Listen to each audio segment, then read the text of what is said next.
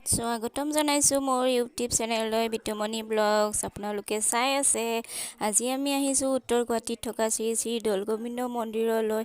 আৰু পোনপ্ৰথমে সকলোকে ফাকুৱাৰ শুভেচ্ছা জনালোঁ আৰু সকলো যেন ভালে কুশলে থাকে এয়ে কামনা কৰিলোঁ।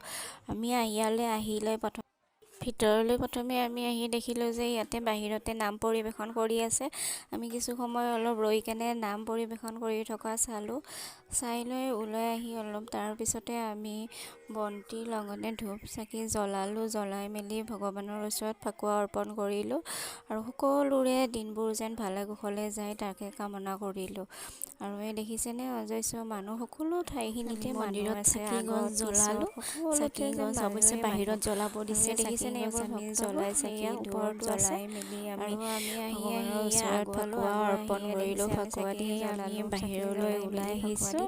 ভিতৰলৈ আহিলোঁ। দেখিছেনে ইয়াতে আমি লাইন পাতি আছোঁ। ইয়াতে সকলো আৰু মানে ভক্ত ইয়াতে সকলো ভক্তৰ বাবে প্ৰসাদ বিতৰণ কৰা হৈছে। আমি ইয়াতে ভোগৰ বাবে ইয়াতে আমি লাইন পাতি লাইনতে ৰখি আছোঁ। আৰু যদি আহিব বিচাৰিছে তেতিয়াহ'লে আহিব পাৰে। দৌলগোবিন্দৰ ফাকুৱা 28 তাৰিখে শেষ হ'ব। আপোনালোকে যদি বিচাৰিছে মানে নিশ্চয় গ্ৰহণ কৰিছে। সকলোৰে যেন ভাল লাগিছে আৰু মানুহ অজস্ৰ য'তে দেখিছে তাতে সকলো